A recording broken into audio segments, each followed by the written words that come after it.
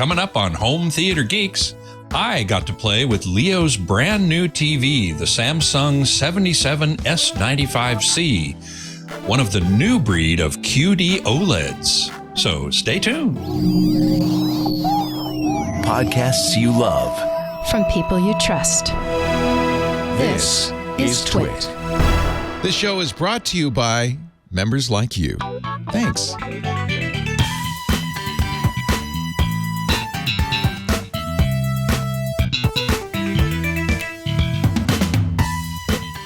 Hey there, Scott Wilkinson here, the Home Theater Geek. Last week, I got a unique opportunity. Leo Laporte, chief TWiT around here, just bought a new TV, the Samsung QN77S95C. I know that's a mouthful, but model numbers often are. Anyway, it's one of a new breed of television using a new technology that was only introduced last year called QD OLED. He got the largest size available, 77 inches, to replace his Hisense UHD ultra short throw projector, which had a screen of 100 inches. And so he stepped down in screen size, but he got a whole lot to cover for that in his main living room. Now, granted, 77 inches isn't 100, and being a new technology, it's quite expensive. The 77-inch Samsung S95C goes for $4,500. The 65-incher is $3,300, and the 55-incher is $2,500. Now, you can spend a lot less on TVs of these sizes, but you're not going to get the performance that this new QD OLED gives you. Now, you have to remember also that the Hisense ultra short throw projector that Leo had before in his main living room, when he got it several years ago, it was $10,000. Nowadays, you can get a modern UHD projector for a lot less, like a quarter to a third of that, which brings it down to the price of the Samsung. Now, with the UHD projector, you'll get a much bigger screen, but it won't be nearly as bright. The Samsung QD OLED is really much brighter, which makes it more appropriate for a living room without complete control of ambient light, which is how I would describe Leo's living room. He's got a whole wall of sliding glass doors with curtains, so, he can control the light to some degree, but not completely. So I'd say it's a good trade-off in his case.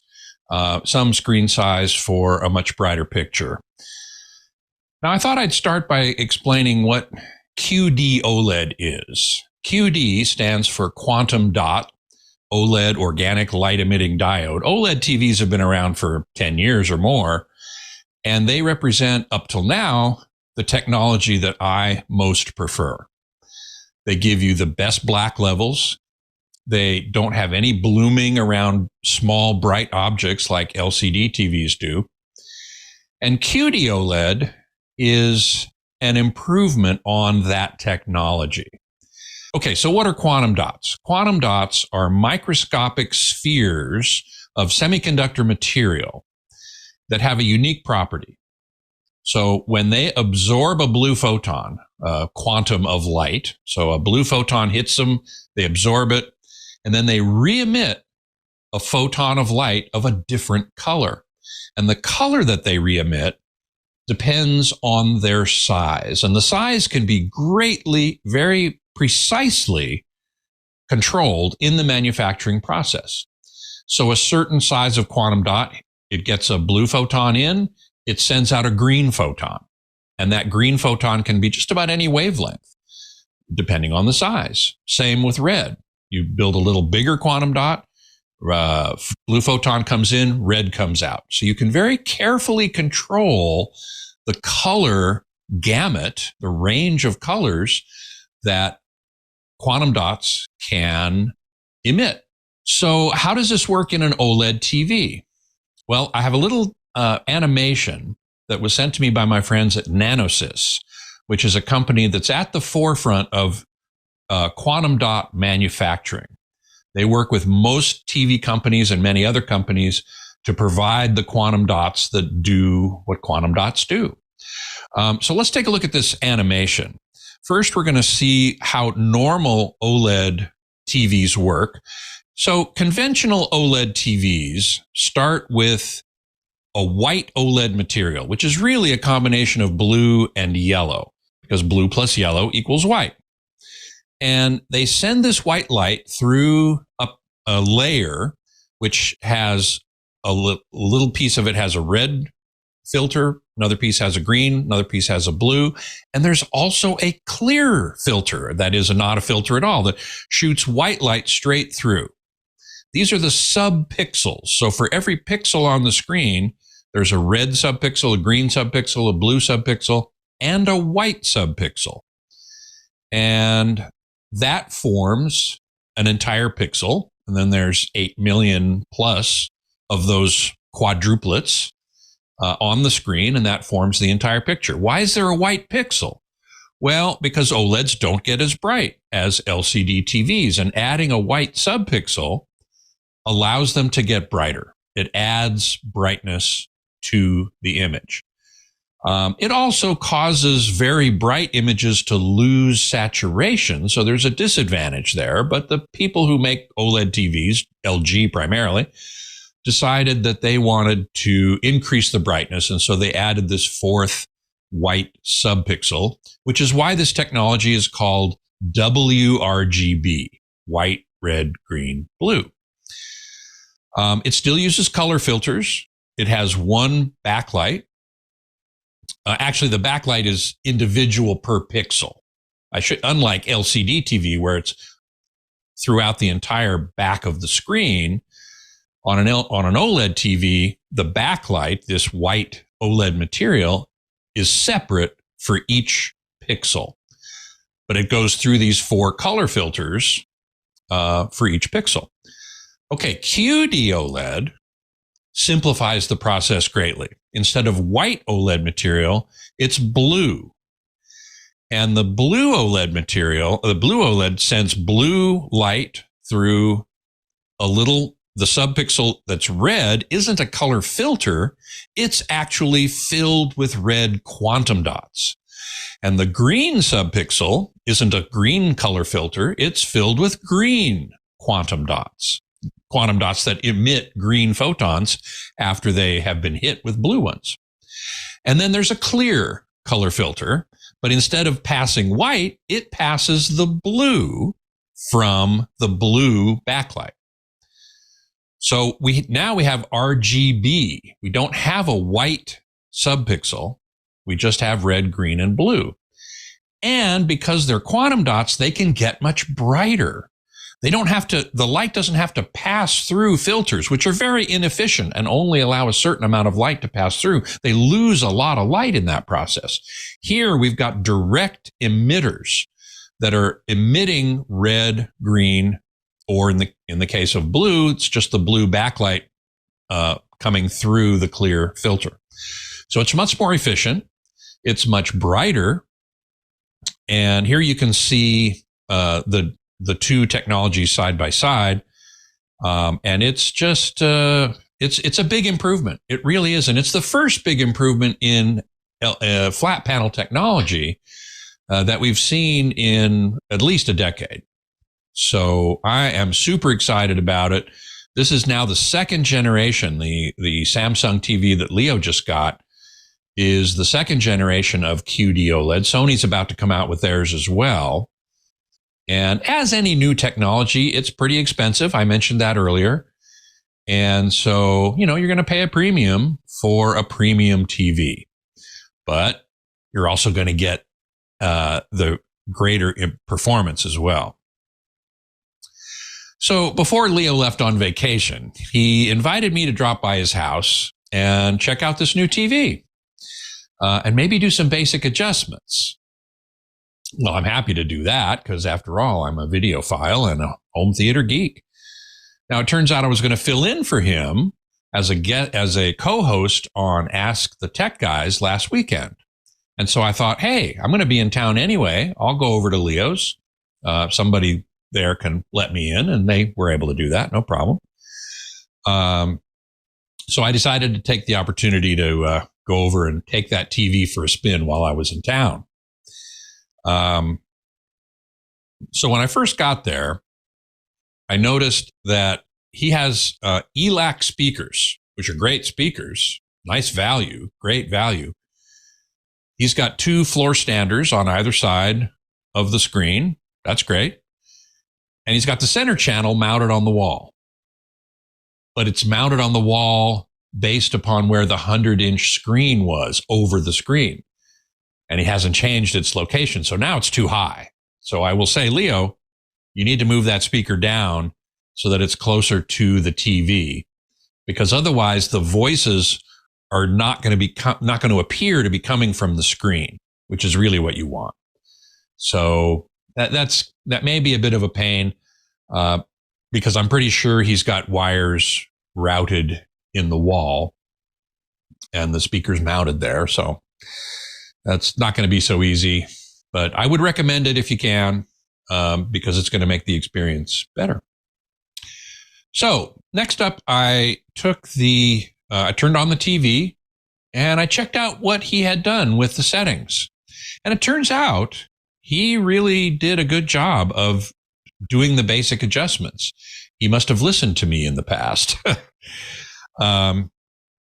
So, for example, he selected the movie picture mode, which is the best picture mode, one of the best picture modes. And for the color tone or color temperature, he selected warm 2, which for Samsung is the most accurate color temperature. So very good. Now, movie mode in a Samsung still gives you access to some of the controls that I talked about on the last episode, Optimizing Your TV 201, called frame interpolation. And he actually had frame interpolation turned on a little bit. He had blur reduction, which is for 60 hertz video content, cranked up to 10, which is at maximum value, but it's already video content, so you're not going to get so much of the soap opera effect. Judder reduction, which is for movies at 24 frames per second, he had set to 3, which is pretty low, and I think doesn't give you much of a soap opera effect. Let's see. He had clear motion, which is black frame insertion, another way to clean up motion blur. He had that set to auto. Oh, no, had that set to off, and noise reduction set to auto.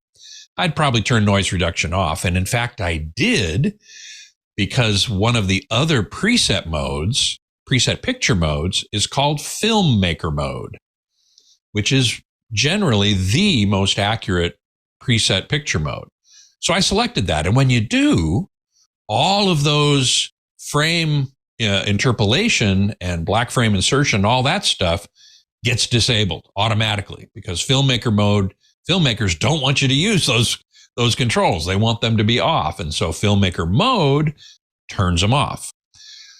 If Leo wants those back on, he can just select movie mode again, and they'll come back on at the levels that he had already set. Now, next it was time to start looking at test patterns or setup patterns on his TV. The only disc player Leo had in that room, anyway, was an Xbox Series X.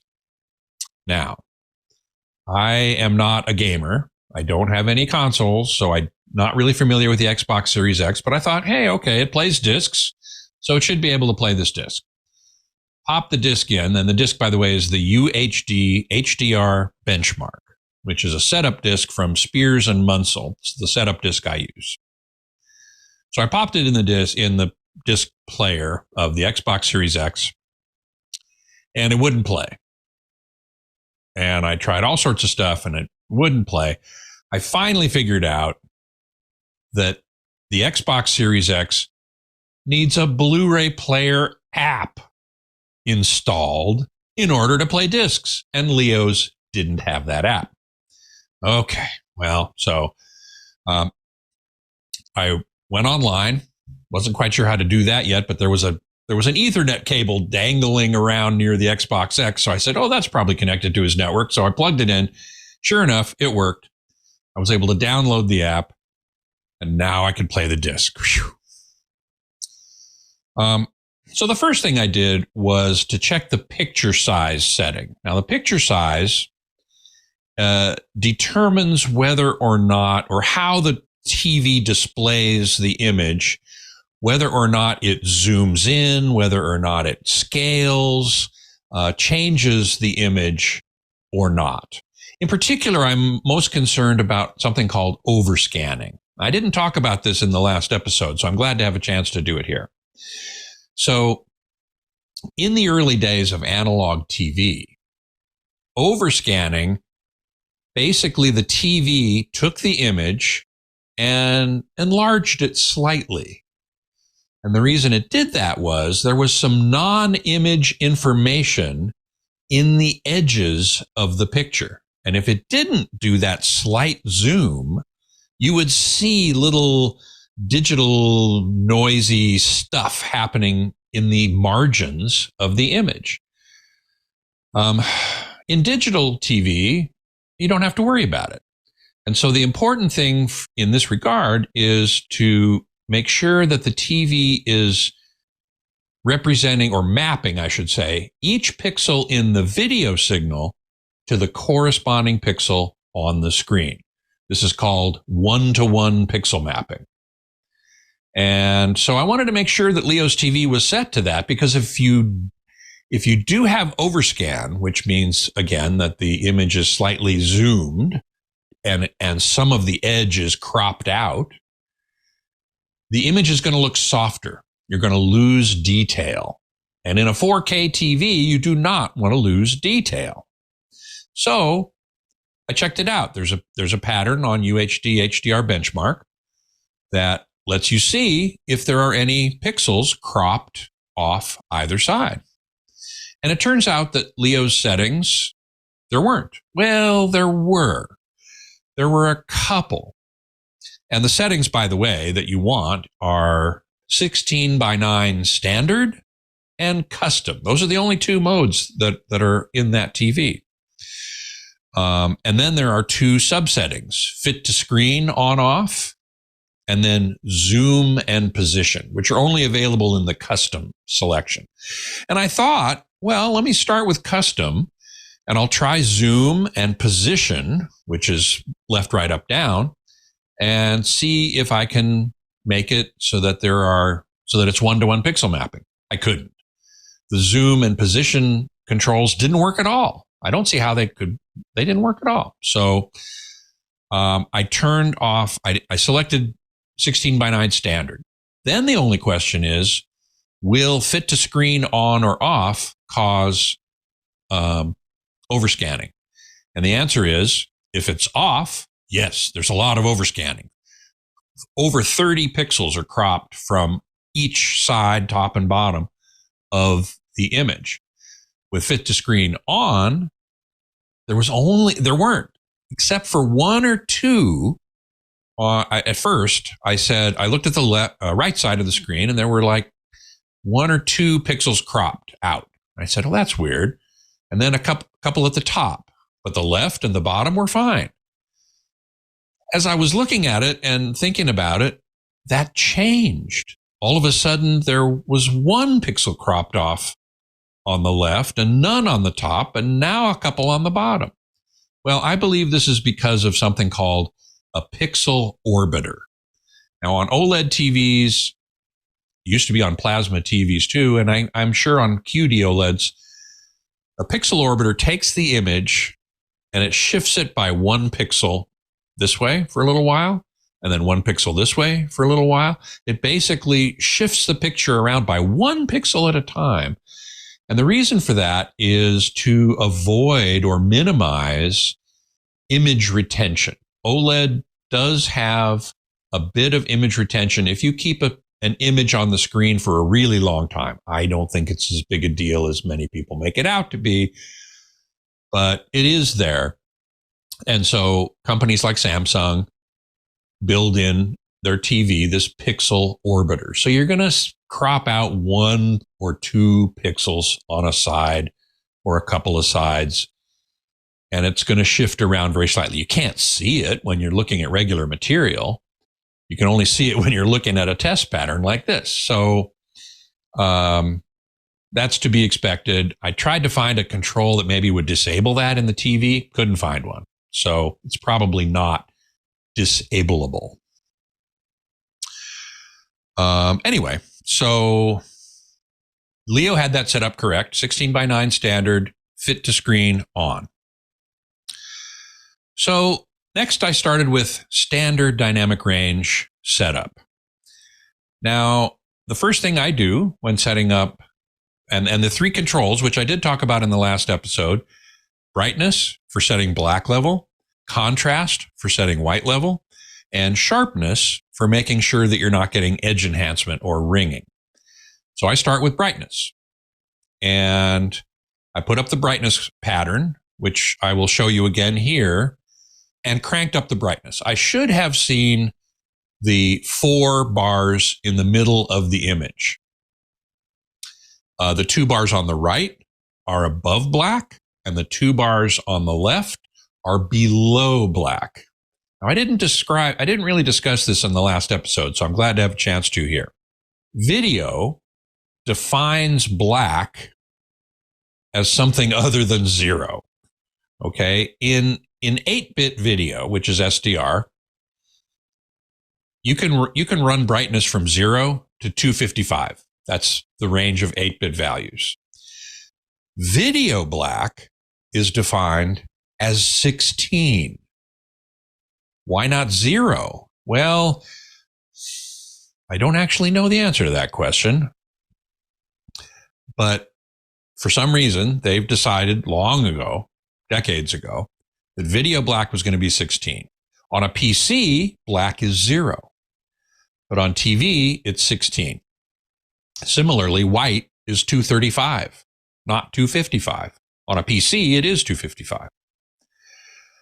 Anyway, so the point of the brightness pattern is you want to set it so that you don't see below black, but you do see above black. And so you put up this brightness pattern, you crank up the brightness so that you see below black, and then you crank it back down until it disappears, till the 2 below black bars disappear. Well, I put up that pattern, I cranked up the brightness all the way, never saw below black. What's going on there? I did some research, found out that the Xbox X, in its default setting, does not send below black. It only sends from 16 to 235, essentially. And I thought to myself, well, there must be a setting that you could go and tell it to send 0 to 255. There is. But when you do that, when you go and you say, I want to send 0 to 255, what it calls PC range, it says, you don't really want to do that. It's not going to look as good. You're going to lose a lot of stuff. It's going to be degraded. You really don't want to do that. Yes, I do. So I clicked it. It said, are you sure you really want to do this? Yeah, clicked it again. Are you really, really sure you want to do this? Yes, I want to do this. So I did it. The weird thing, still couldn't see below black. Still couldn't see below black. So that means that the TV maybe is not allowing below black, not displaying below black. I couldn't find a setting in the TV that would enable that. So I was stuck. There's no way to completely properly set brightness using an Xbox Series X. I would recommend Leo get a real honest to goodness, proper Ultra HD Blu-ray player, which would have allowed me to set this properly and allow him to set it properly. So I did the best I could. I basically eyeballed it and came up with a brightness setting that was slightly higher than what Leo had originally set, but not significantly different. So, okay, fine. Leo's contrast setting looked about right. Putting up the contrast pattern, which I can show you here. Again, what you want to do is you want to put up that contrast pattern and crank it all the way up. And some of the numbered boxes, each of the numbers in this pattern have a little flashing box. And when you crank it up too high, some of those boxes disappear. And that means you're clipping whites. And you want to back it off until you just see all of the numbered boxes flashing. Some of them might be very indistinct, but you can see them. Now, oddly, you don't want to show below black on your TV, but you do want to show everything above that video black. However, you do want to have headroom. You want to be able to see above white. Remember, white in standard dynamic range is 235. And you want to be able to see the numbers, the values, brightness values between 235 and 255, because sometimes there is content up there. There's not supposed to be, but sometimes there is, especially in sports. And there's one example I always give in The Fifth Element. When they're on the ship and they're in the opera house and they're about to listen to the Blue Diva, there are some waiters walking around and they have white jackets on. And there's actually above white information in those jackets. So if you're clipping whites, if you're only showing things from 235 upward, up to 235 and not beyond, those jackets will look flat and clipped. And if you allow 235 to 255, you'll see the detail in those jackets. I know it's a small example. And it doesn't happen that often, but these are the things we geeks like to think about, right? So I also increased the contrast a bit over what Leo had set, not by much, but a little bit, and still was able to see all of the blinking squares around all the numbers. Okay, finally, sharpness, which Leo had set to 0, which is probably correct. So I put up the sharpness pattern, and again, I cranked it up and saw that those white bands around the black lines, which indicates a condition called ringing. And you don't want that. That's artificial edge enhancement, and it's going to make your picture look very artificial. So normally you want to set it down to 0. So as I reduced it down toward 0, those white halos around the black lines disappeared. At maybe a value of 1 or 2. But 0 didn't soften the image at all. So I said, okay, I'll leave it where Leo said it at 0. Totally fine. So then I looked at the HDR patterns, high dynamic range patterns. And in most TVs, including the Samsung, the settings that you set up in SDR are copied over into HDR and used there as well. Now, here's the interesting thing. Brightness and contrast, I tried both of them, and I could crank them all up to nearly maximum.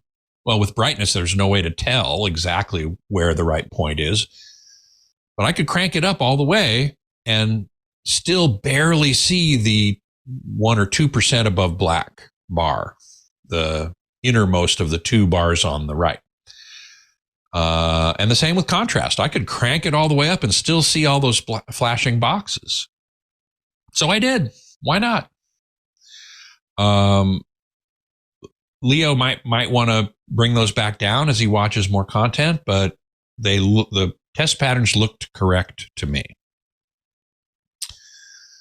So then finally I watched some demo material, which is also on this UHD HDR benchmark disc, shot by Stacy Spears, and it looks fabulous. I mean, it's really well shot material, and it looked great on this TV. I mean, holy smokes. Colors were natural. The fine detail was super sharp without being enhanced, edge enhanced. Dynamic range was spectacular, just wonderful.